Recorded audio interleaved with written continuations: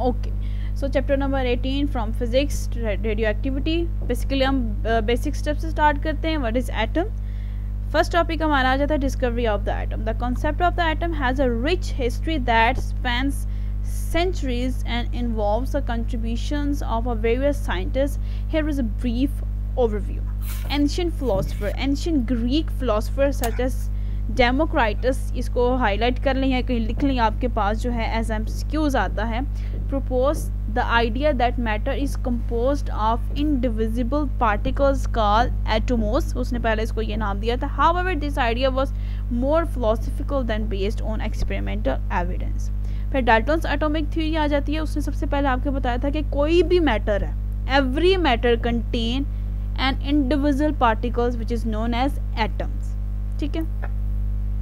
फिर उसके बाद आपके पास डाल्टन एटॉमिक थ्योरी आ जाती है. Early the 19th century, John Dalton formulated the first modern atomic theory in early 19th century.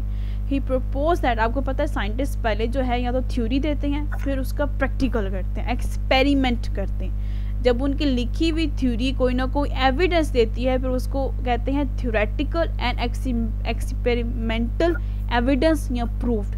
फिर कोई ना कोई पहले एक्सपेरिमेंट करता है फिर उसकी थ्योरी लिखता है. ठीक है.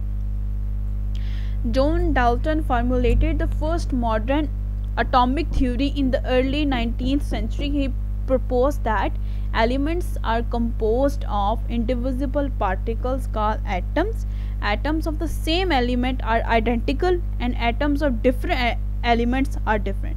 कि आपके पास कोई भी एटम है उसके अगर सेम एलिमेंट है तो वो आइडेंटिकल है, अगर उसका कोई भी एलिमेंट डिफरेंट है तो वो एटम डिफरेंट है.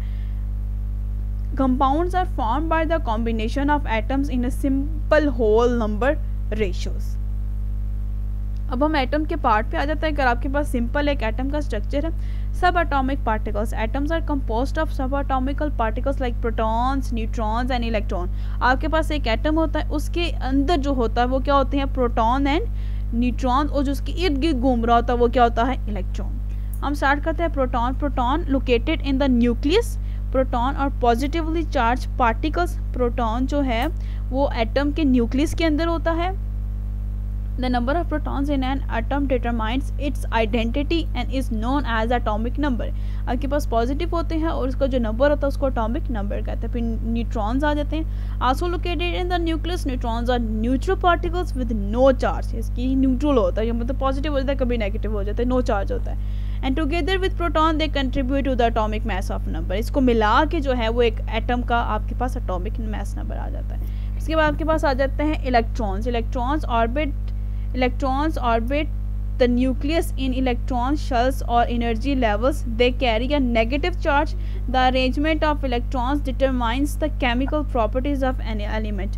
आपका जो भी है एटम उसके शेल के इर्द गिर्द जो चीज़ रिवॉल्व कर रही थी उसको हम इलेक्ट्रॉन का नाम देते हैं. और उसकी जो अरेंजमेंट होती है, the arrangement of electron determines the chemical properties of animal. क्या आपके पास जो इलेक्ट्रॉन है वो आपकी एटम की केमिकल प्रॉपर्टीज कंटेन करता है. ठीक है. अब आप आ जाते हैं स्ट्रक्चर ऑफ एन एटम.